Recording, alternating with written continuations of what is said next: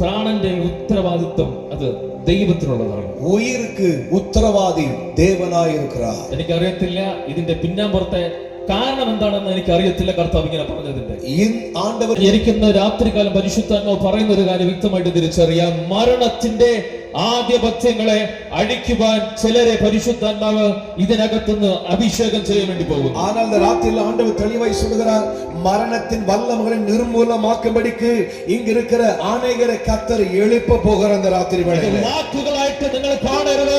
ഇത് നിങ്ങളുടെ മേൽ സ്ഥാപിതമാകാൻ വേണ്ടി പോകുന്നു. வெறும் வார்த்தைகளாய் பார்க்காதீர்கள், இது உங்கள் வாழ்க்கையில் அப்படியே நிறைவேற போகிறது. ഭവനത്തിനകത്ത് നീ കാല് വയ്ക്കുമ്പോൾ നിന്റെ തലമുറ അനുഭവിക്കും. உங்கள் வீட்டிலே கால் வைக்கும் பொழுது உங்கள் பிள்ளைகளை அனுபவிப்பார்கள். ഏലിയാവ് ഒരു ദേശത്തിന്റെ മേൽ കാലെടുത്ത് വെച്ചു. எலியா ஒரு பட்டணத்திலே கால் வைத்தார். താൻ ചലിച്ചു തുടങ്ങുമ്പോൾ തന്റെ ജീവിതത്തെ കുറിച്ച് ബൈബിൾ പഠിപ്പിക്കുമ്പോൾ അവൻ പിറപ്പை குறித்து வேதம் நமக்கு கற்றுக் கொடுக்கும்போது പ്രവാചകനായ ഏലിയാവ് എന്നൊന്നും പറഞ്ഞില്ല. தீர்க்கதரிசியாகிய எலியான்னு சொல்லி வேதம் அறிமுகப்படுத்தல. അഭിഷിക്തനായ ഏലിയാവ് എന്നൊന്നും പറഞ്ഞില്ല. வல்லமையுள்ள தேவ மனிதன் எலியான்னு சொல்ல அறிமுகப்படுத்தல. തിഷ്ബിയിൽ നിന്നുള്ള തിഷ്ബിനായ ഏലിയാവ്, திஸ்பியனாகிய எலியா அப்படிதான் வேதம் சொல்லுது. Praise God, praise God, hallelujah. anointing ചുമക്കാൻ ഒരു തലമുറ ഉണ്ട്, അത് നിശ്ചയമാണ്. അഭിഷേകത്തെ ചുമക്കുന്ന ഒരു തലമുറ ഉണ്ട്, അത് ഉറുതിതാണ്. പക്ഷേ ദേശത്തിന്റെ ആധിപത്യ ചുമലുള്ള ഒരു ജനറേഷൻ എനിക്ക് വേണം. ஆனால் தேசத்தின் வல்லமைகளை நிர்மலமாக்கப்படுகிற ஒரு தலைமுறை எனக்கு தேவை.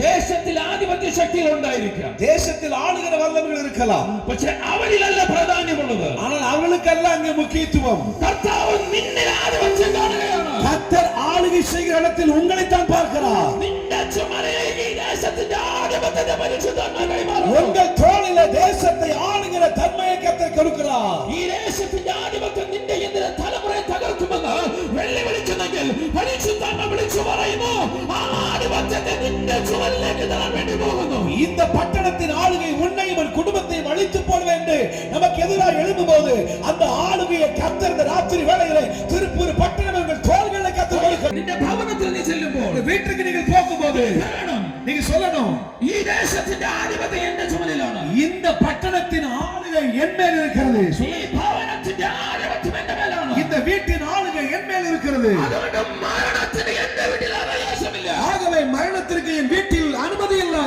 രോഗത്തിന് എന്റെ വീട്ടിൽ അവകാശമില്ല. வியாதிக்கு என் வீட்டிலே அனுமதி இல்லை. ശാപത്തിന് എന്റെ ഭവനത്തിൽ അവകാശമില്ല. சாபத்திற்கு என் வீட்டிலே அனுமதி இல்லை. എന്റെ തലമുറ ഈ ഭവനത്തിൽ വാഴും. என்னுடைய தலைமுறை இந்த குடும்பத்திலே வாழும். എന്റെ തലമുറ ദേശത്തിൽ വാഴും. என்னுடைய தலைமுறை பட்டணத்திலே வாழும். എന്റെ തലമുറ സഭയിൽ വാഴും. என்னுடைய தலைமுறை சபையிலே வாழும். ഇന്ന് രാത്രികാലം അങ്ങനെ ആധിപത്യം നിങ്ങളുടെ മേൽ വീഴുന്നു. இந்த இரவில் அப்படிப்பட்ட ஒரு ஆளுகை உங்கள் மேலே விழுகிறது. ഹല്ലേലൂയ, ஹல்லேலூயா. ഏലിയാ ഒരു ദേശത്തിന്റെ ആധിപത്യം ചുമക്കുന്ന ഒരു മനുഷ്യനാണ്. அப்ப எலியா ஒரு தேசத்தின் ஆளுகையை சுமக்கிற ஒரு மனிதன். അവന് തോറ്റ് പിന്മാറാൻ കഴിയുകയില്ല. அவன் தோற்று பின்வாங்கி போக மாட்டான். ഇത് തന്നെയല്ലേ നിങ്ങൾ നിങ്ങളുടെ തലമുറയെ കുറിച്ച് ആഗ്രഹിക്കുന്നത്? இதுதானே நீங்களும் உங்க பிள்ளைகள் அப்படி இருக்கணும்னு விரும்புறீங்க. അപ്പോൾ ഏലിയാവിനെ ദൈവം അങ്ങനെ പരിചയപ്പെടുത്തി. இப்ப எலியாவை கர்த்தர் அப்படி அறிமுகப்படுத்தினார். അതിനുശേഷം அதற்கு பிறகு ഹല്ലേലൂയ, ஹல்லேலூயா, ഭയങ്കര അധികാരത്തോടെ വിളിച്ചു പറഞ്ഞു, ഞാൻ പറഞ്ഞിട്ടല്ലാതെ മഞ്ഞുമഴയൊന്നും ഉണ്ടാകത്തില്ല. பயங்கர அதிகாரத்தோட சொல்றான், நான் சொல்லாமல் மழையோ பனியோ பெய்யாது. നിങ്ങളത് വായിച്ചു വിട്ടാൽ അത് ഏലിയാവ് പറഞ്ഞ പ്രവചനമായിട്ട് നിങ്ങൾക്ക് തോന്നത്തുള്ളൂ. நீங்கள் சாதாரணமா அதை வாசிச்சு விட்டீங்கன்னா எலியா சொல்ற ஒரு தீர்க்கதரிசனம் மாதிரி உங்களுக்கு தெரியும். പക്ഷെ നിങ്ങൾ അതൊന്ന് ആത്മാവിൽ ആ വാക്കുകൾ നിങ്ങൾ വായിക്കുകയാണെങ്കിൽ, ஆனால் ஆவிக்குள்ளாகி அந்த வார்த்தைகளை நீங்கள் வாசிப்பீர்களானால் നിങ്ങൾക്കത് ദൈവത്തിന്റെ ശബ്ദമായി കേൾക്കാൻ കഴിയും. நீங்கள் அவை தேவ சத்தமாகவே கேட்க முடியும். ദൈവത്തിന്റെ ശബ്ദം ഒരു മനുഷ്യന്റെ അതരത്തിലുള്ള പുറത്തു വരുന്നു. தேவனுடைய சத்தம் ஒரு மனிதனுடைய வாயிலிருந்து புறப்பட்டு வருகிறது. അവന്റെ അതരത്തിൽ നിന്ന് എന്ത് വന്നോ അത് മാത്രമേ ഒരു രാജ്യം മുഴുവനും സംഭവിച്ചിട്ടുള്ളൂ. அப்படி அவன் வாயிலிருந்து என்ன வார்த்தை வந்ததோ அதுதான் அந்த தேசம் முழுவதிலும் நடந்திருக்கிறது. അവൻ പറഞ്ഞത് മാത്രമേ സംഭവിച്ചിട്ടുള്ളൂ. அவன் சொன்னது மட்டுமே நடந்திருக்கிறது. ഒരു മനുഷ്യൻ, ஒரு மனிதன் രാജാവിന് മുമ്പിൽ നിന്ന് ராஜாவுக்கு முன்பதாக நின்று വെല്ലുവിളിച്ചു പറഞ്ഞു, சவால் விட்டு சொல்றான், ഞാൻ പറഞ്ഞിട്ടല്ലാതെ, நான் சொல்லாமல் എന്ന് പറഞ്ഞാൽ നീ പറഞ്ഞ നടക്കത്തില്ല. എന്റെ അതരത്തിൽ നിൽക്കുന്ന ഒരു ദൈവമുണ്ട്. അവന്റെ ശബ്ദം சொன்னால் சாதிக்கும் என்று சொன்னால், ராஜாவே நீ சொன்னால் நடக்காது, எனக்கு ஒரு தேவன் இருக்கிறார், அவருடைய சத்தத்தில் நான் என்ன பேசுகிறேனோ அதுதான் நடக்கும். நல்ல கையெழும் உங்கள் வாயிலிருந்து அப்படிப்பட்ட ஒரு வார்த்தைகள் இந்த வார்த்தைகள் புறப்படுவதாக. இதுவரை நீ പറഞ്ഞது ஒன்றும் சம்பவிக்காது. இதுவரை நீங்கள் சொன்னது நடக்காமல் இருந்திருக்கலாம். ஆனால் உங்கள் வாயின் மூலமாய் பரிசுத்த ஆவியானவர் பேச போகிறார். ஆளுகை உன் மூலமாக வெளிவரும். பிசாசு சகலத்தை தகர்த்து, பிசாசு எல்லாவற்றையும் உடைத்தார். ராஜாக்களை அழித்தார், பிரவாசகன்மாரை தகர்த்து, தீர்க்கதரிசிகளை அழித்தார். எல்லாவரையும் நசிப்பிச்சிட்டார். எலியாவை எல்லாவற்றையும் அழித்த பிறகு தெய்வத்தின் அம்சம் ஒன்றும் பாக்கி இல்லை என அவன் சிந்திச்சிருக்கும்போது, தேவ தயை உள்ள யாரும் இனி இல்லையோ எண்ணிக்கொண்டிருக்கும் போது பரிசுத்தாவியானவர் பிரவചനം പ്രവചിച്ചു. பரிசுத்த ஆவியானவர் தீர்க்கதரிசி வார்த்தை உரைத்தார். ஈசாயிட குற்றியிலிருந்து ഞാൻ ഒരു മുള പുറത്തു കൊണ്ടുവരും. ஈசாயின் அடிமரத்திலிருந்து நான் ஒரு துளிரை துளிர்க்கப்படுவேன். നിന്റെ സകലവും നശിച്ചെന്ന് പറഞ്ഞാലും, എല്ലാം അழிച്ചു പോകപ്പെട്ടാലും, നിന്റെ വേര് പോലും ഇല്ല എന്ന് പറഞ്ഞാലും, വേർ കൂടെ ഇല്ല എന്ന് சொன்னாலும், ഏതൊക്കെ പ്രവചനങ്ങൾ നിങ്ങളുടെ ഹൃദയത്തിനകത്ത് കിടക്കുന്നു, ஆனால் இங்கே தீர்க்க தரிசனங்கள் உங்கள் வாழ்க்கையில் இருக்கிறபடியால், ഏതൊക്കെ പ്രവചനങ്ങൾ നിന്റെ അകത്ത് പുറത്തു വരാൻ വേണ്ടി വെയിറ്റ് ചെയ്യുകയാണ്. ஏதோ ஒரு தீர்க்க தரிசனம் உங்கள் வாயிலிருந்து வெளிப்படும்படிக்காய் காத்திருக்கிறது. வாய்களை திறந்து தீர்க்க தரிசனம் உங்களை பார்த்து சொல்லுங்கள். மரணம் அடைத்து வச்சிருக்கு, மரணம் சிலவற்றை அடைத்து வைத்திருக்க. நீங்கள் தீர்க்க தரிசனம் சொல்லுங்கள். உங்கள் வீட்டில் ஜீவன் உண்டாயிருக்கும். இப்பிரவചനം പ്രവചിച്ചതിനു ശേഷം, இந்த தீர்க்க தரிசனம் சொன்ன பிறகு ദൈവം ഏലിയാവിനോട് പറഞ്ഞു, നീ ഇവിടുന്ന് പോകാൻ. ஆண்டவர் எலியா கிட்ட சொன்னார், நீ இங்கிருந்து போ. ஹalleluya.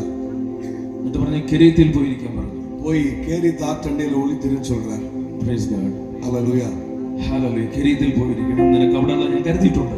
கேரித் ஆற்றண்டைக்கு போ, உனக்கானவளை அங்க ஆயத்தம் பண்ணி வச்சிருக்கேன்றார். കെരീത്ത് എന്ന് പറഞ്ഞു കഴിഞ്ഞാൽ അതിനകത്ത് കട്ട് ഓഫ് ആണ്, വിച്ഛേദിക്കുക. ஆமென். ഒന്നായിരിക്കുന്ന രണ്ടാക്കുക, ஒன்றை இரண்டாய் സെപ്പറേറ്റ് பிரித்து விடுன்னு அர்த்தம். கேரித்தனா பிரித்து விடு, அதான் correct. Praise God. Hallelujah. Separate ചെയ്യുക, பிரித்து விடு. ദൈവത്തിന് ചില സെപ്പറേറ്റ് ചെയ്യണം. ஆண்டவருக்கு சிலரை பிரிச்சு விட வேண்டியது. ഹല്ലേലൂയ. ഇതുവരെയും ഞാൻ പറയുന്നത് നീ വിളിച്ചു പറയും. இதுவரைக்கும் நான் சொன்னதெல்லாம் நீ சொல்லுவே. ഞാൻ എന്തു പറയും അത് നീ പറയും. நான் என்ன சொன்னாலும் நீ சொல்லுவே. അതെല്ലാം സംഭവിക്കും. அதெல்லாம் நல்லதுதான். അടുത്ത സീസൺ വന്നു. அடுத்த ஒரு சீசன் வந்துச்சு. ഇനി ഞാൻ പറയുന്നത് മാത്രമല്ല, நீ நான் சொன்னது மட்டும் இல்ல, ഇനി ചിലനെ വിച്ഛേദിക്കണം. இனி நீ சிலதை பிரிக்கணும். എന്ന് വെച്ചാൽ എന്ന് சொன்னார், മറ്റു ചില ആധിപത്യങ്ങൾ, வேறு சில ஆளுகைகளை, നിന്റെ മേലിരിക്കുന്ന ആധിപത്യത്തെ അല്ല, உன்மேல் இருக்கிற ஆளுகை அல்ல, നിന്റെ മേലിരിക്കുന്ന അഭിഷേകത്തെ അല്ല, உன்மேல் இருக்கிற அபிஷேகத்தை அல்ல, മറ്റു ചില ആധിപത്യങ്ങളുടെ ദേശത്തിൽ, வேறு சில ஆளுகைகள் தேசத்தில் இருக்கிறது. അതിനെ നീ വിച്ഛേദിക്കണം. அதை நீ பிரிக்க வேண்டும். അതിനെ നീ വിച്ഛേദിക്കണം. அதை நீ பிரிக்க வேண்டும். കെരീത്തിലിരിക്കാൻ പറഞ്ഞു. கேரித்தில் இருக்க சொன்னார். കെരീത്തിന്റെ സ്വഭാവമാണ് വിച്ഛേദിക്കുക. கேரித்தினுடைய சுபாவம் தான் பிரித்து விடு என்பது. Praise God. ஹalleluya. അങ്ങനെ ഇരുന്നപ്പോൾ அப்படி இருந்தபோது കർത്താവ് പറഞ്ഞു, ஆண்டவர் சொன்னார், സാറാബാത്തിലേക്ക് പോ. சாரிபாத்துக்கு போ. അവിടെ ഒരു വിധവയുണ്ട്. அங்கே ஒரு விதவை இருக்கிறாள். ആ വിധവയുടെ ഭവനത്തിൽ ഒരു മകനുണ്ട്. அந்த விதவையின் வீட்டில் ஒரு மகன் இருக்கிறார். ജീവിതത്തിന്റെ അവസാന നിമിഷത്തിലേക്ക് അവർ കാലെടുത്ത് വെച്ചു. வாழ்க்கையின் கடைசி கட்டத்தில் கால் வைத்திருக்கிறார்கள். Praise God. ஹalleluya. മരണമാണ് അവിടുത്തെ ഫേസ്. மரணம் தான் அவர்கள் முகமே. ആ ഭവനത്തിന്റെ മുഖം എന്ന് പറയുന്നത് മരണമാണ്. அந்த வீட்டின் முகம் என்று சொல்லப்படுவது மரணம் மட்டும்தான். Praise God. ஹalleluya. ഹല്ലേലൂയ. ஹalleluya. ഇതാണ് ഏലിയാവ് അവിടെ കാലെടുത്ത് വെക്കുമ്പോൾ സംഭവിക്കുന്നത്. இதுதான் எலியா அங்கே கால் எடுத்து வைக்கும்போது நடக்கிற காரியம். അവൻ ആ ദേശത്തിലേക്ക് വരുമ്പോൾ, அவன் அந்த பட்டணத்துக்கு வரும்போது, അതിന് തൊട്ടു മുന്നേ அதற்கு கொஞ்சம் முன்பதாக കെരീത്തിന്റെ ഒരു അനുഭവം പഠിച്ചിട്ടുണ്ട്. கேரித்தில் ஒரு அனுபவத்தை கற்றுக்கொண்டிருக்கிறார். അന്ന് ഏലിയാവ് കെരീത്തിനകത്തിരുന്നത് പോലെ, அன்று எலியா கேரித்தில் இருந்தது போல, ഇന്ന് നിങ്ങൾ ഇതിനകത്തിരിക്കുന്നത്, இன்றைக்கு நீங்கள் இங்கே உள்ளே നീ இருக்கிறீர்கள். തിരിച്ച് ഭവനത്തിലേക്ക് പോകുമ്പോൾ, நீங்கள் திருப்பி வீட்டிற்கு போகும்போது, നിന്റെ ഭവനത്തിനകത്ത് നിന്നെ മേൽ ഇല്ലാത്ത ആധിപത്യം എന്തൊക്കെയുണ്ടോ അതെല്ലാം വിച്ഛേദിക്കപ്പെട്ടിരിക്കും. நீங்கள் திருப்பி வீட்டிற்கு போகும் பொழுது உங்கள் மேல் தேவையில்லாத ஆளுகைகள் எவைகள் இருக்கிறதோ அவைகள் உங்களை விட்டு பிரிக்கப்பட்டிருக்கும். கையை தட்டி வச்சு, எஸ், നിന്റെ കുടുംബത്തിനകത്തും നിന്റെ ജീവിതത്തിനകത്തും ഭയങ്കരമാവുന്ന ഒരു സംഭവം വരാൻ പോകുന്നു. உங்க குடும்பத்துக்குள்ள வீட்டுக்குள்ள பயங்கரமான ஒரு பெருக்கம் உண்டாக போகிறது. അവളുടെ ജീവിതത്തോട് വെല്ലുവിളിച്ച് മരണത്തെ ജീവൻ കൊണ്ട് തന്നെ വിച്ഛേദിച്ച് അവിടെ ജീവൻ സ്ഥാപിച്ചവൻ ഏലിയാവ്. அந்த வீட்டிலே குடியிருந்த மரணத்தை அவன் ஜீவனை கொண்டு மரணத்தை பிரித்து அந்த ஜீவனுக்கு நேர நடத்தினார். இந்த ராத்திரிகால நீங்க திருச்சி பாரத்திലേക്ക് പോകുമ്പോൾ இந்த இரவு நீங்கள் வீட்டுக்கு திரும்பி போகும்போது நீ விളിച്ചു പറയോ, நீங்க சொல்லுவீங்க, நான் கேரி ചെയ്യുന്നത്, நான் சுமக்கிறது மரணத்தை அழிச்செறிகிற அபிஷேகമാണ്. மரணத்தை அவிழ்த்து போடுகிற அபிஷேகத்தை தான். தாரித்திரத்தை அழிச்செறிகிற அபிஷேகമാണ്. தாரித்திரத்தை இல்லாமல் பண்ணுகிற அபிஷேகத்தை தான். இனி எந்த வீட்டில் மரணத்திலும் தாரித்திரத்திலும் சுதந்திரமில்லை. இனி என் வீட்டில் மரணத்திற்கு எந்த ஒரு அதிகாரமும் கிடையாது. எந்த சரீரத்தில் மரணத்திலும் ரோகத்திலும் தாரித்திரத்திலும் அவகாசம் இல்லை. என்னுடைய சரீரத்தில் மரணத்திற்கு வியாதிக்கு எந்த அதிகாரமும் கிடையாது. നിന്റെ തലമുറ നോക്കിയിട്ട് നീ പറ ഇവന്റെ പോക്ക് ശരിയല്ല, പാസിന് ശരിയാക്കാൻ കഴിയത്തില്ല, ആർക്കും അവനെ നന്നാക്കാൻ കഴിയത്തില്ല. പക്ഷേ ഇന്ന് രാത്രികാലം നിന്റെ മേലിരിക്കുന്ന ആധിപത്യം നിന്റെ തലമുറയുടെ കാലുകളെ പിടിക്കാൻ വേണ്ടി പോകുന്നു. நம்ம பிள்ளைகளை பார்த்து பலரும் சொல்றோம், இவன் சரியில்லை, போற போக்கு சரியில்லை, இவனை யாரும் சரிப்படுத்த முடியாது, பாஸ்டராலும் சரிப்படுத்த முடியாது, இது இப்படிதான் போகும் அப்படின்னு அந்த ராத்திரி சொல்ல போறீங்க. இவன் மேல் இருக்கிற எல்லா அதிகாரங்களும் அந்த ராத்திரியில இயேசுவின் நாமத்தில் நீக்கி போடுகிறோம். Praise God. Hallelujah. Hallelujah. ഈ ദൈവദാസന്മാർക്കും അഭിഷിക്തന്മാർക്കും ഇല്ലാത്തൊരു ഭയങ്കര അധികാരം അപ്പന്റെ അമ്മയുടെ മേൽ അടങ്ങുന്നു. தேவ ஊழியர்களுக்கும் தேவ மனிதர்களுக்கும் இல்லாத ஒரு பெரிய அதிகாரம் தாய் தகப்பன்மார் மேல இருக்குது. അതുകൊണ്ടാണ് വചനം പറയുന്നത്, നിനക്ക് നന്മയുണ്ടാകാനും നീ ദീർഘായുസ്സോടെ ഇരിക്കാനും നിന്റെ അപ്പനെയും അമ്മയെയും ബഹുമാനിക്കാം. ஆகவேதான் வேதம் இப்படி சொல்லுது, உனக்கு உன் வாழ்நாள் நீடித்திருப்பதற்கும் உனக்கு நன்மை உண்டாயிருப்பதற்கும் உன் தகப்பனை உன் தாயின் கனம் பண்ணுவாயாக என்று வேதம் சொல்லுகிறது. അപ്പോൾ അപ്പന്റെ മേലും അമ്മയുടെ മേലും ഒരു ദീർഘായുസിന്റെ ബ്ലെസ്സിംഗ് ഉണ്ട്. அப்ப தாய் மேலும் தகப்பன் மேலும் ஒரு தீர்க்காயுசின் ஆசீர்வாதம் இருக்கிறது. അത് നിന്റെ തലമുറയിലേക്ക് ഷിഫ്റ്റ് ചെയ്യണം. அது உங்க பிள்ளைகளுக்கு நீங்கள் பகிர்ந்து கொடுக்கணும். ദീർഘായുസ് എന്ന് പറയുന്ന ബ്ലെസ്സിംഗ് നിന്റെ മേലെ കിടക്കും. தீர்க்காயுசு என்கிற ஆசீர்வாதம் உங்க மேல தான் இருக்குது. നിന്റെ തലമുറ ഇവിടെ ഉണ്ടെങ്കിൽ അങ്ങനെ ഇല്ല, ഇപ്പൊ കൂടെ ഇല്ല. നിന്റെ തലമുറ എപ്പോൾ നിന്റെ അടുക്കൽ വരുമോ ചേർത്ത് പിടിച്ചിട്ട് പറയും, നീ ദീർഘായുസോടെ ഇരിക്കുമെന്ന്. உங்க பிள்ளைங்க இங்க இருக்கலாம், ஒருவேளை தூரமா இருக்கலாம், உங்க பிள்ளைகள் எப்போ உங்க கிட்ட வர்றாங்களோ உங்க பிள்ளைகளை சேர்த்து பிடிச்சு சொல்லுங்க, நீ தீர்க்காயுசா இருப்பேன்னு பிள்ளைகளை வாழ்த்துங்க. നീ അങ്ങനെ പറയുമ്പോൾ എന്താ സംഭവിക്കുന്നത് അറിയാമോ? நீ அப்படி சொல்லும்போது என்ன நடக்கும் தெரியுமா? നിന്റെ തലമുറ നോക്കി നീ ദീർഘായുസോടെ ഇരിക്കുമെന്ന് പറയുമ്പോൾ അവനെ വാടാൻ ശ്രമിക്കുന്ന മരണത്തിന്റെ ആധിപത്യത്തെ നീ അവരെ വിച്ഛേദിക്കുകയാണ്. நீங்கள் அப்படி உங்கள் பிள்ளைகள் மீது நீ தீர்க்காயுசா இருப்பேன்னு வாழ்த்தும்போது நடப்பது என்ன தெரியுமா? உங்க பிள்ளைகளுக்கு மேல ஆளுகை செய்கிற மரணத்தின் ஆவியை அங்கிருந்து பிரித்து விடுகிறீர்கள். രണ്ടാമത്തെ കാര്യം പരിശുദ്ധാത്മാവ് പറയുന്നു. இரண்டாவது காரியம் பரிசுத்த ஆவியானவர் சொல்கிறார், ഭയങ്കര ഒരു ഫിൽറ്ററിംഗ് ഇതിനകത്ത് നടക്കുകയാണ്. ஒரு பெரிய ஃபில்டர் வடிகட்டுற அனுபவம் நடந்து கொண்டிருக்கிறது. എന്ന് പറഞ്ഞാൽ அப்படி சொன்னா നല്ലത് മാത്രമേ ഇനി പുറത്തു വരത്തുള്ളൂ. வடிகட்டும் போது நல்லது மட்டும்தான் கீழே தனியா வரும். அசடுகள் மேலேயே தங்கிரும். മനസ്സിലായോ? புரியுதா உங்களுக்கு? നല്ലത് മാത്രമേ പുറത്തു വരത്തുള്ളൂ. நீங்க வடிகட்டு டீ போடும்போது வடிகட்டுறீங்களே, நல்லது மட்டும் வரும், கசடெல்லாம் மேலே நின்றும். ஆமென். മധുരമുള്ളത് പുറത്തു വരും. அல்ல, இனிப்பானது வெளியே வரும், കയ്പുള്ളത് கசப்புள்ளது மேலேயே தங்கிரும். ഹല്ലേലൂയ. ஹல்லேலூயா. മധുരമുള്ളത് നിന്റെ ലൈഫിനത് കാണും. சுவையான இனிப்பான காரியங்கள் வாழ்க்கையில காணப்பட போகுது. നിങ്ങളെ ആരും ബ്ലെസ് ചെയ്യത്തില്ല. உங்களை யாரும் ஆசீர்வதிக்க மாட்டாங்க. Bless yourself. நீ നിന്നെ അനുഗ്രഹിക്കുക. நீங்கள் உங்களை ஆசீர்வதியுங்கள். നിന്നെ ഫിൽറ്റർ ചെയ്യ്. நீங்கள் உங்களையே வடிகட்டுங்கள். പരിശുദ്ധാത്മാവ് വന്നിട്ട് മാധുര്യത്തെ കണ്ടുകൊണ്ടിരിക്കുക. பரிசுத்த ஆவியானவர் உங்கள் வாழ்க்கையை பார்த்து கொண்டிருக்கிறார். നിന്നിലെ മാധുര്യത്തെ പരിശുദ്ധാത്മാവ് കണ്ടുകൊണ്ടിരിക്കുക. உங்க வாழ்க்கையில கர்த்தர் உதாரணத்தை எடுத்துக்காட்டு பார்த்து கொண்டிருக்கிறார். നിന്റെ ജീവിതത്തിലെ മധുരത്തെ പരിശുദ്ധാത്മാവ് കണ്ടുകൊണ്ടിരിക്കുക. உங்கள் வாழ்க்கையிலே இனிப்பான அனுபவத்தை பரிசுத்த ஆவியானவர் பார்த்து கொண்டிருக்கிறார். അതെന്റെ കർത്താവിന് വേണം. அது என் ஆண்டவருக்கு தேவை. അതെന്റെ കർത്താവിന് വേണം. அது என் ஆண்டவருக்கு தேவை. മധുരമില്ലാത്തതിനെ இனிப்பில்லாதவைகளை മധുരമാക്കാം. மதுரமாய் மாற்ற அவருடைய ஆசீர்வாதம். എലിയാവെനിക്ക് നിന്നെ വേണം. எலியாவே நீ எனக்கு தேவை. എലിയാവെനിക്ക് നിന്നെ വേണം. எலியாவே நீ எனக்கு தேவை. നിന്റെ കുടുംബത്തിനകത്ത് നടക്കുന്ന മരണത്തെ ഇല്ലാതാക്കാൻ എലിയാവെനിക്ക് നിന്നെ വേണം. எலியாவே குடும்பத்தில் இருக்கிற மரணத்தை இல்லாமல் பண்ண நீ எனக்கு தேவை. ഹല്ലേലൂയ. ஹல்லேலூயா. വചനത്തിനകത്ത് പറഞ്ഞൊരു കാര്യമാണ്. வசனத்துக்குள்ள இதான் இருக்குது. ദേശത്തിൽ എല്ലായിടത്തും ക്ഷാമമുണ്ട്. தேசத்துல எல்லா இடத்திலும் பஞ்சம் தான். പക്ഷേ ഏലിയാവ് കാൽ വെച്ച ഭവനത്തിൽ മാത്രം എണ്ണയും മാവും കുറഞ്ഞു പോയിട്ടില്ല. ஆனா எலியா கால் வச்ச வீட்டுல மட்டும் எண்ணெயும் மாவும் குறையவே இல்லை. അവിടെ മാത്രം ഒന്നിനൊരു കുറവില്ല. அங்க மட்டும் ஒண்ணுக்கு ஒரு காரியத்துக்கும் குறை வரல. ஹalleluya ஹalleluya. ബാക്കി എല്ലായിടത്തും ഉണ്ട്. மீதி எல்லா இடத்துலயும் குறைவு இருக்கு, ക്ഷാമമുണ്ട്. பஞ்சம் இருக்கு. പക്ഷേ ഏലിയ ഉള്ളിടത്ത് ஆனா எலியா இருந்த இடத்துல ക്ഷാമമില്ല, பஞ்சம் இல்ல, മരണവുമില്ല, மரணமும் இல்ல, രോഗവുമില്ല, வியாதியும் இல்ல. കരയാൻ പിന്നെ അവളെ കണ്ണ് തയ്യാറായിട്ടില്ല. அழ அவங்க கண் அதுக்கப்புறம் ஆயத்தமாகல. അങ്ങനെ ഒരു തലത്തെ നിങ്ങളിലേക്ക് പരിശുദ്ധാത്മാവ് രാത്രി റിലീസ് ചെയ്യുന്നു. அப்படி ஒரு காரியத்தை உங்களுக்குள்ளாக பரிசுத்த ஆவியானவர் கட்டவிழ்க்க போகிறார். நல்ல கையை பெற்றுக்கோங்க, பெற்றுக்கோங்க, ரிசீவ் பண்ணுங்க. வார்த்தை வரும்போது கைகளை தட்டி ரிசீவ் பண்ணுங்க. Lepraba Raintasia, Harta Lagasia Toria, Lepraba Raisia Tera, Rianta Lagasia. அதை பெற்றுக்கொள்வது மேனிவஸ்டாக, அதை பெற்றுக்கொள்வது ஒவ்வொரு மேல இன்றைக்கு அப்படிப்பட்ட ஆசீர்வாதம் வெளிப்படுவதாக. ஒன்று നിന്നിൽ സോർട്ടിംഗ് സംഭവിക്കുകയാണ്. ரெண்டு காரியங்கள். ஒன்று உங்களுக்குள்ளாக സോർട്ടിംഗ് ക്രമീകരണം ஆயத்தம் நடந்து கொண்டிருக்கிறது.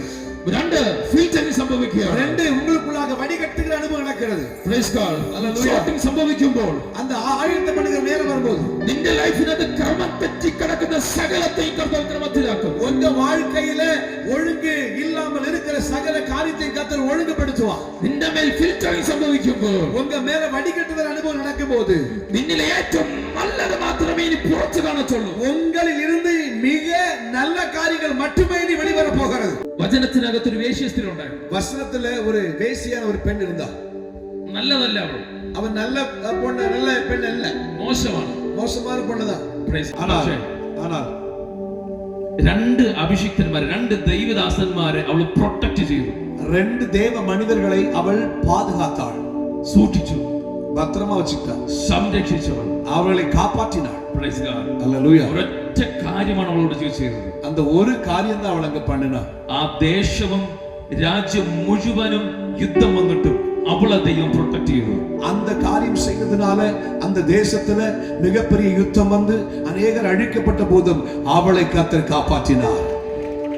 അപ്പന്റെ ദൈവത്തിന്റെ ഹൃദയത്തിൽ ഒരൊറ്റ നീതി പ്രവൃത്തി അവൾ ചെയ്തപ്പോൾ, ആ ഒരൊറ്റ നീതി പ്രവൃത്തി കൊണ്ട് അവളുടെ ജീവിതത്തിൽ വെളിപ്പെട്ടു നിന്ന സകല അനീതിയെയും പരിശുദ്ധാത്മ മറച്ചു പിടിച്ചു. தேவனுக்காக ஒரு நீதியான காரியத்தை அவள் செய்த போது அவள் அந்த ஒரு நீதி நிமித்தமாக அவள் வாழ்க்கையில் உண்டாயிருந்த சகல அநீதிகளை கர்த்தர் எடுத்து போட்டார். നിന്റെ ലൈഫിനകത്ത് ഫിൽറ്ററിംഗ് സംഭവിക്കുമ്പോൾ ഇതാ സംഭവിക്കുന്നത്. உங்க வாழ்க்கையில கர்த்தர் உங்களை வடிகட்டும் போது இதுதான் நடக்குது. നിന്റെ ലൈഫിനകത്തുള്ള മധുരമായതിനെ പുറത്തു കൊണ്ടുവന്നിട്ട് ദൈവം കൈപ്പായുള്ളതിനെല്ലാം മറച്ചു പിടിക്കും. உங்க வாழ்க்கையில கர்த்தர் மதுரமான காரியங்களை உள்ளே கொண்டு வந்து எல்லா கசப்பான காரியங்களை எடுத்து போடுகிறார். ഇനി കൈപ്പായുള്ളത് റിവീലാകത്തില്ല, വെളിപ്പെടുത്തില്ല. இனி கசப்பான காரியங்கள் வெளிப்படாது. അത് അപ്പന് ഇഷ്ടമല്ലെന്ന്, அது தகப்பனுக்கு விருப்பம் இல்லைன்ற ലോകമെന്ന് പറയുന്നതല്ല. தேவனுக்கு அது விருப்பமல்ல. അപ്പന്റെ ഹൃദയത്തിലെ ഓരമല്ല കാര്യത്തിന് നീ സാക്ഷ്യം വഹിച്ചിട്ടുണ്ടെങ്കിൽ, தகப்பனு இதயத்தில ஒரு நீதியான காரியத்தை நீ செய்திருப்பாயானா അതിനെ മറക്കത്തില്ല. அவர் உன்னை மறக்க மாட்டார். അപ്പൻ മറക്കും, தகப்பன் மறப்பார், അമ്മ മറക്കും, தாய் மறப்பாள், രക്തബന്ധങ്ങൾ മറക്കും, உறவு மறப்பாள். മറക്കത്തില്ല. ஆனால் உருவாக்கின கர்த்தர் மறக்க மாட்டார். அல்லேலூயா. അബ്രഹാമും ഇസഹാക്കും മലമുകളിലേക്ക് യാഗം കഴിക്കാൻ വേണ്ടി പോകും. ஆபிரகாமும் ஈசாக்கும் மலைக்கு மேல் பலி செலுத்த போகிறார்கள். മലമുകളിലേക്ക് കയറുമ്പോൾ மலைக்கு மேல போகும்போது അബ്രഹാമിന്റെ ഹൃദയത്തിനകത്ത് ഭയങ്കര ഒരു വേദനയുണ്ട്. ஆபிரகாமின் உள்ளத்துல ஒரு பெரிய வேதனை இருந்துச்சு. തിരിച്ചു വരുമ്പോൾ ഈ മകനെ കാണത്തില്ല. திருப்பி வரும்போது என் மகன் இருக்க மாட்டான். ഞാൻ അനുസരിക്കുന്നത് കൊണ്ടാണ് അങ്ങനെ സംഭവിക്കുന്നത്. நான் கீழ்ப்படுகிறபடினால அது நடக்கிறது. എന്റെ അനുസരണമാണ് എന്റെ ഈ വേദനയ്ക്ക് കാരണം. என்னுடைய கீழ்ப்படிதல் தான் நான் கடந்து போகிற இந்த வேதனைக்கு காரணம். പക്ഷെ അത് ബ്ലെസ്സിംഗ് ആയിട്ട് മാറും. ஆனால் அது ஆசீர்வாதமாய் மாறும். അവിടെ ഒരു ദൈവപ്രവൃത്തി ഉണ്ടായിരുന്നു. அங்கே ஒரு தேவ கிரியை வெளிப்பட்டது. ആ ബാലന്റെ മേൽ കത്തി വെക്കുന്നതിന് മുന്നേ, அந்த பிள்ளை மேல் கத்தி வைப்பதற்கு முன்பதாக ദൈവത്തിന്റെ ശബ്ദം കടന്നു പിടിച്ചു. தேவனுடைய சத்தம் கடந்து வந்தது. അതിനുശേഷം அதற்கு பிறகு ഒരു കൊമ്പുകാട്ടിൽ ഒരു ആട്ടുകൊറ്റനെ കണ്ടു.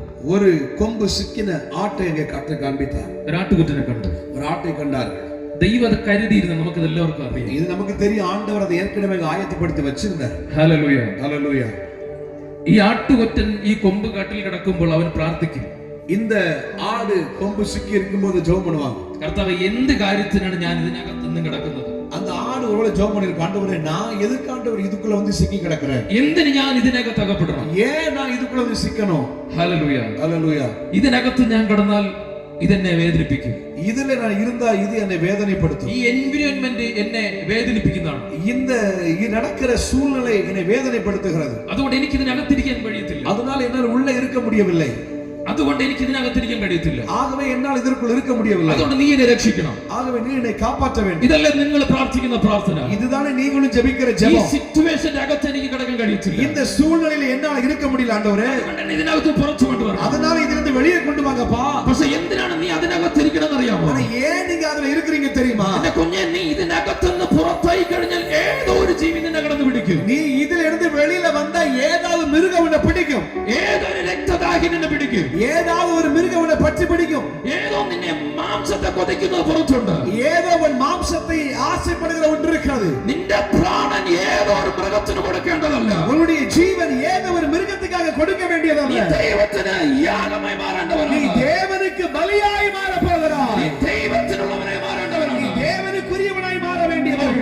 അബ്രഹാമിന്റെ കരം നിന്നെ കടന്നു പിടിക്കും. ஆபிரகாமின் கரம் உன்னை கண்டுபிடிக்கும். നിന്നൊക്കെ ഒരു പ്രോമിസിന്റെ കരമാണ് കടന്നു പിടിക്കുന്നത്. உன்மேல் ஒரு வாக்குத்தத்தத்தின் கரம் உன்னை നീ கண்டுபிடிக்கும். ഒറ്റയ്ക്കായതിന് കാരണം നിന്നെ സംരക്ഷിക്കാത്ത ഒരു കരമുള്ളത് കൊണ്ടായിരിക്കാം. நீ தனியா இருக்கும்போது உன்னை யாரும் பராமரிக்க இல்லாமல் இருக்கலாம். നീ ഒറ്റയ്ക്കായതിന് കാരണം, நீ தனியா இருப்பதற்கான காரணம் നിന്നെ സംരക്ഷിക്കാൻ ഒരു കരമില്ലാത്തത് കൊണ്ടായിരിക്കും. உன்னை பாதுகாக்க ஒரு கரம் இல்லாமல் இருந்திருக்கலாம். പക്ഷേ ഒരു പ്രോമിസിന്റെ കരം നിന്നെ കടന്നു പിടിക്കാൻ പോകും. ஆனால் ஒரு வாக்குத்தத்த கரம் உன்னை பிடிக்க போகிறது. ആ പ്രോമിസിന്റെ കരം നിന്നെ കടന്നു പിടിക്കുമ്പോൾ അത് പ്രത്യേകതയുണ്ട്. அந்த வாக்குத்தத்த கரம் உன்னை பிடிக்கும் போது ஒரு விசேஷம் உண்டு. ഹല്ലേലൂയ. ஹல்லேலூயா. നിന്നിലൂടെയാണ് ഇസ്രായേൽ എന്നൊരു ജനറേഷനെ സ്വർഗ്ഗം റിലീസ് ചെയ്യുന്നത്. உன் மூலமாகத்தான் ஈசாக்கு என்கிற ஒரு சந்ததியை கர்த்தர் விடுவிக்க போகிறார். നീ ഒതുങ്ങിയിരുന്നത് ശരിയാണ്. நீ ஒதுக்கப்பட்டது சரிதான். നീ തള്ളപ്പെട്ടത് ശരിയാണ്. நீ தள்ளப்பட்டது சரிதான். ഉള്ളുകൾ നിന്നെ ഞെരുക്കിയത് ശരിയാണ്. உயிர்கள் குத்தினது சரிதான். There is a special place for you. ஆனா அங்கே உனக்கு ஒரு சிறப்பான இடம் இருக்கிறது. ഇസ്രായേൽ എന്ന് പറയുന്ന ഒരു ജനറേഷനെ, ஈசாக்கு என்கிற ஒரு தலைமுறை, ഒരു വാഗ്ദത്ത സന്തതിയെ, ஒரு வாக்குத்தத்த சந்ததியை, ഒരു ജീവിതത്തിന് ഒരു കണ്ടിന്യൂഷൻ വേണമെങ്കിൽ, ஒரு ஜீவன் தப்ப வேண்டுமானால், ഒരു ജീവിതത്തിന് കണ്ടിന്യൂഷൻ വേണമെങ്കിൽ, ஒரு வாழ்க்கை தப்ப வேண்டுமானால், നീ എന്ന യാഗം സംഭവിച്ച മലയാളത്തിൽ நீ என்கிற பலி நடந்தே ஆக வேண்டும். ഏതോ ഒരു മൃഗത്തിന്റെ കരത്തിലല്ല, ஏதோ ஒரு மிருகத்தில் பாகப்பட்டாங்க. ഒരു വാഗ്ദത്തത്തിന്റെ കരത്തിനെ കടന്നു പിടിക്കും. ஒரு வாக்குத்தத்தத்தின் கரம் உன்னை பற்றி பிடிக்கும். கைகளை தட்டி தட்டி ஆண்டவர் மகிமைப்படுத்திட்டு வருகிறோம். ഇതിനകത്ത് ഒതുക്കപ്പെട്ട സകല എണ്ണത്തോടെ ദൈവത്തെ വിളിച്ചു പറയുന്നു. இங்க இருக்கிற ஒதுக்கப்பட்ட அனைவரை பார்த்து ஆவியானவர் சொல்கிறார், ഇന്ന് വരെ ലോകത്തിൽ ആർക്കും കിട്ടിയിട്ടില്ലാത്ത ഒരു അഭിഷേകമുണ്ട്. இதுவரை உலகத்தில் யாருக்கும் கிடைக்காத ஒரு அபிஷேகம் உண்டு. ഇസ്ഹാക്ക് എന്ന അബ്രഹാമിന്റെ വാഗ്ദത്തെ റിലീസ് ചെയ്യാനുള്ള ഒരു അഭിഷേകം. ஈசாக்கு என்கிற ஒரு வாக்குத்தத்த சந்ததியை விடுவிக்கக்கூடிய ஒரு அபிஷேகம். നീ കുറച്ച് നേരം ഇതിനകത്ത് കിടന്നാലും, நீ கொஞ்ச நேரம் அதுக்குள்ள இருந்தாலும், ഒരു കാട്ടുമൃഗത്തിന്റെ കരമല്ല നിന്നെ പിടിക്കുന്നത്. காட்டு மிருகத்தின் கரமல்ல அவனை பிடிக்க போவது. സകല ദേശങ്ങൾക്ക്, சகல தேசங்களுக்கும், സകല ഭൂലോകവാസികൾക്ക്, சகல பூலோக நபர்களுக்கும், സകല ദേശക്കാർക്ക്, எல்லா தேசத்தின் ஜனங்களுக்கும் അപ്പനായി ദൈവം കണ്ട தகப்பனாய் தேவன் கண்டிருக்கிற കരമാണ് നിന്നെ വിളിക്കുന്നത്. வாக்குத்தத்தத்தின் கைதான் உன்னை பிடிக்க போகிறது. സിറ്റുവേഷൻ എത്തി കിടക്കുമ്പോൾ இந்த சூழலில் நின்று கொண்டு ആത്മാവ് പറയുന്നു, ஆறு சொல்லுகிறது, ഇത് കരയുന്നതിനോ വേദനിക്കുന്നതിനോ വേണ്ടിയിട്ടല്ല, இது அழுவது மற்ற காரியத்துக்காக அல்ல, എന്റെ പ്രൊട്ടക്ഷനാ, இது என்னுடைய பாதுகாப்பு, ഇത് എന്റെ പ്രൊട്ടക്ഷനാ. என்னுடைய பாதுகாப்பு. காரணம் ഇസ്ഹാക്കിന് പകരം ஈசாக்குக்கு பதிலாய் വാഗ്ദത്ത സന്തതിയെ റിലീസ് ചെയ്യണമെങ്കിൽ வாக்குத்தத்த சந்ததியை I need you. நீ எனக்கு தேவை, എനിക്ക് നിന്നെ വേണം. நீ எனக்கு தேவை. എന്റെ തലമുറ ஓ, நல்ல கையை தட்டி ஈசாக்கு என்கிற வாக்குத்தத்த சந்ததி விடுவிக்கப்பட கர்த்தர் பலியாய் உங்களை தான் கண்டிருக்கிறார், உன்னைத்தான் கண்டிருக்கிறார், உன்னைத்தான் தெரிந்து கொண்டு நல்ல கையை தட்டி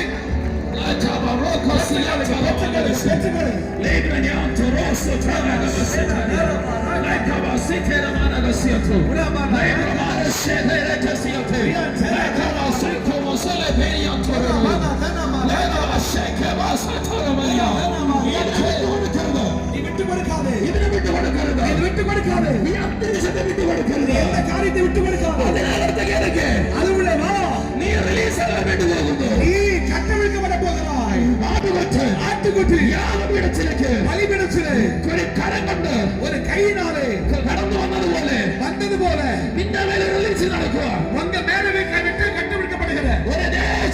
വാഗ്ദത്തത്തെ റിലീസ് ചെയ്യാൻ എനിക്ക് നിന്നെ വേണം. ഒരു ദേശത്തിൻ വാഗ്ദത്തത്തെ കട്ടുവിൽക്കാൻ നീ എനിക്ക് தேவை.